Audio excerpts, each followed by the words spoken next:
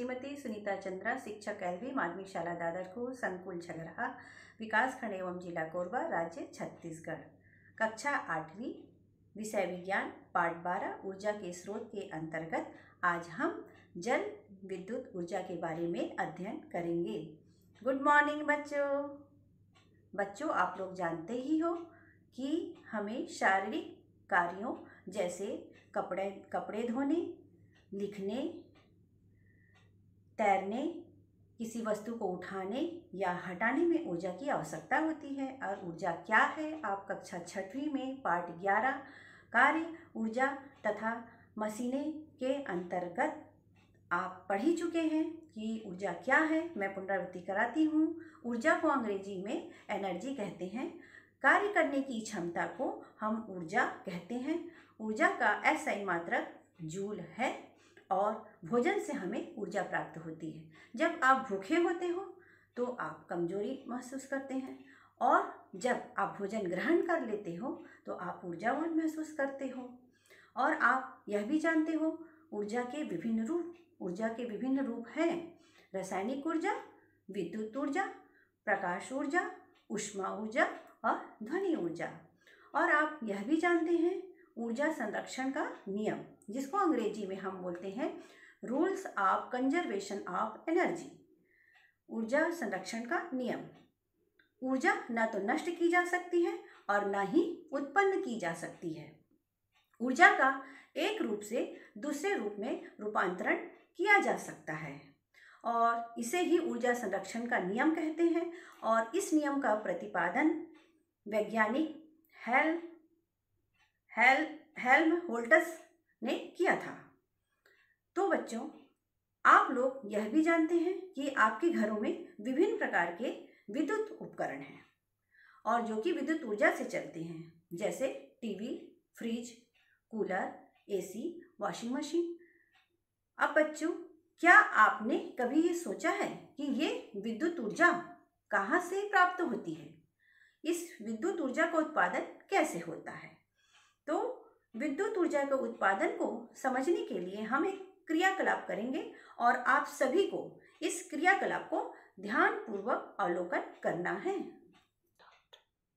बच्चों, इस क्रियाकलाप के लिए मैंने माचिस की खाली डिब्बिया लिया है, जिसके मध्य में छिद्र कर दिया गया है और इसके बीच में खाली रिफिल को डाल दिया गया है और डिब्बिया के चारों फलक में प्लास्टिक के 4 चम्मच लगे हैं।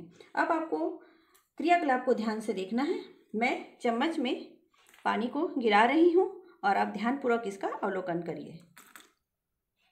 देखिए, माचिस की डिब्बिया गोल गोल घूमने लगी। तो यह क्रियाकलाप जलधारा के द्वारा टरबाइन के घूमने की क्रियाविधि को प्रदर्शित करता है और ठीक इसी प्रकार की व्यवस्था बांधों में भी की जाती है। बांध से जल विद्युत उत्पादन की प्रक्रिया को हम मॉडल के माध्यम से समझेंगे। तो बच्चों, ये है हमारा जल विद्युत उत्पादन, प्रोडक्शन ऑफ हाइड्रो इलेक्ट्रिसिटी का मॉडल, जिसको कबाड़ से जुगाड़ के अंतर्गत वेस्ट मटेरियल से बनाया गया है।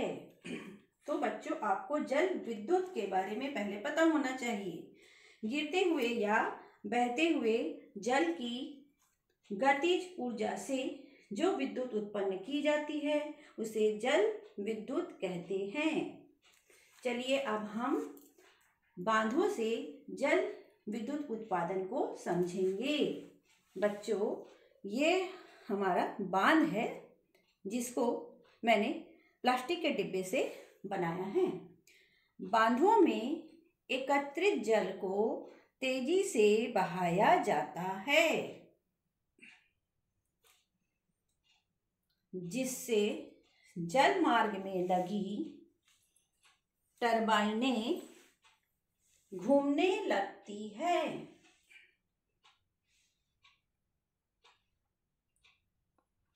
ये टरबाइन एक शाफ्ट की सहायता से जनरेटर से जुड़ी होती है। जिनके द्वारा विद्युत उत्पन्न की जाती है। बच्चों, जनरेटर क्या है? विद्युत जनित्र एक ऐसी युक्ति है जो यांत्रिक ऊर्जा को विद्युत ऊर्जा में बदलने का काम करती है। इस यंत्र में माइकल फैराडे के विद्युत चुंबकीय प्रेरण के सिद्धांत का उपयोग किया जाता है और प्राप्त विद्युत ऊर्जा को वितरण केंद्रों के माध्यम से घरों में पहुंचाया जाता है। तो बच्चों, एक बार फिर से आप मॉडल का अवलोकन करिए। बांध, बहता हुआ जल, टरबाइन, सॉफ्ट, जनरेटर। छत्तीसगढ़ में हसदेव बांगो बांध परियोजना एवं गंगरेल बांध परियोजनाओं के माध्यम से जल विद्युत उत्पादन किया जा रहा है। चलो बच्चों, अब हम चित्र का अवलोकन करेंगे। तो बच्चों, ये है हमारा जल विद्युत उत्पादन का चित्र, जो कि आपकी पुस्तक में दिया गया है और आपको इसको अभ्यास करना है। महत्वपूर्ण बिंदु: ऊर्जा, ऊर्जा के विभिन्न रूप,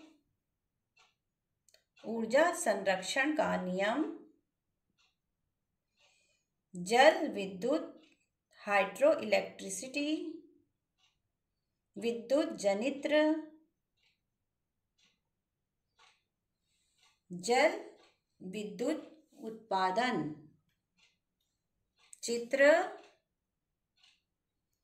छत्तीसगढ़ में जल विद्युत उत्पादन।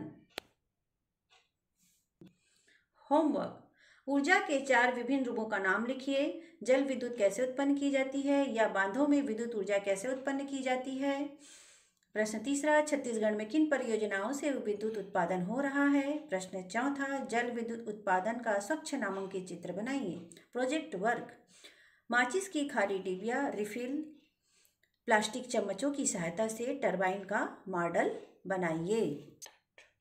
तो बच्चों, आपको जल विद्युत उत्पादन की प्रक्रिया इस मॉडल के माध्यम से अच्छे से समझ में आ गया होगा। बच्चों, आपको जो भी नोट्स दिया गया है उसको आपको अपनी कॉपी में लिखना है। होमवर्क दिया गया है और प्रोजेक्ट वर्क भी दिया गया है, उसको आपको करना है और याद भी करना है। जो भी महत्वपूर्ण बिंदु हैं उन्हें आप अच्छे से अभ्यास करिए, चित्रों को भी बनाइए। धन्यवाद बच्चों।